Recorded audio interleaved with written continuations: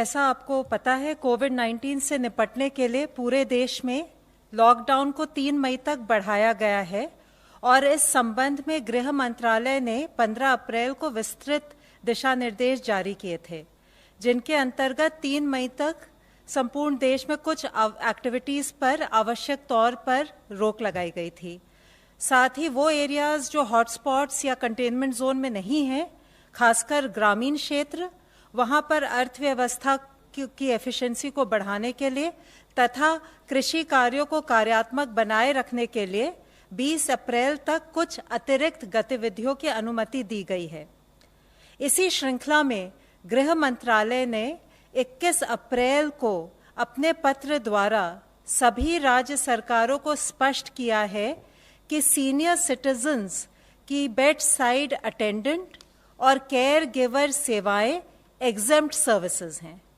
इसके अलावा public utilities में प्रीपेड मोबाइल कनेक्शंस की रिचार्ज फैसिलिटी भी एग्जेम्प्ट सेवाओं में शामिल है।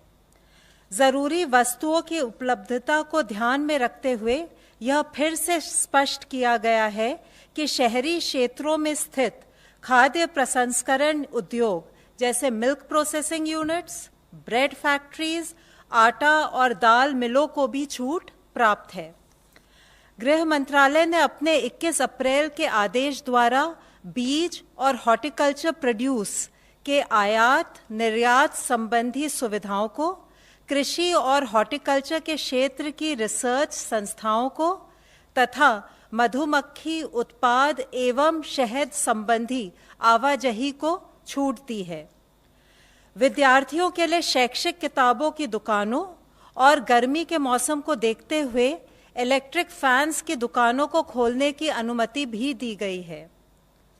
लाखों भारतीय मर्चेंट शिपिंग वेसल्स पर काम करते हैं। ऐसा देखने में आ रहा है कि भारतीय सी फेयरर्स लॉकडाउन की वजह से जहाज़ों पर स्ट्रैंडेड हैं या जहाज़ों पर ड्यूटी ज्वाइन नहीं कर पा रहे हैं।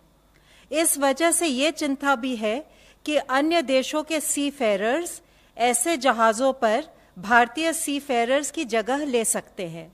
इसको मद्देनज़र रखते हुए सरकार ने उनके साइन ऑन और साइन ऑफ के लिए 21 अप्रैल को एक स्टैंडर्ड ऑपरेटिंग प्रोसीजर जारी किया है। लॉकडाउन के एनफोर्समेंट देश में कुछ घटनाओं को छोड़ अधिकांश स्थानों पर संतोषजनक चल रहा है। आर्थिक गतिविधियों में खासकर ग्रामीण क्षेत्रों में प्रगति हो रही है। अप्रैल के महीने में 22 अप्रैल तक मनरेगा के तहत 1.5 करोड़ से अधिक श्रम दिवस अर्जित हुए हैं।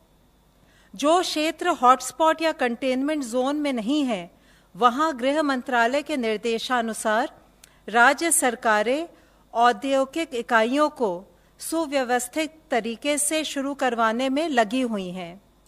कई स्थानों पर food processing units, special economic zones और एक्सपोर्ट ओरिएंटेड यूनिट्स इत्यादि जो पहले से ऑपरेशनल थी, उसमें भी वृद्धि हुई है।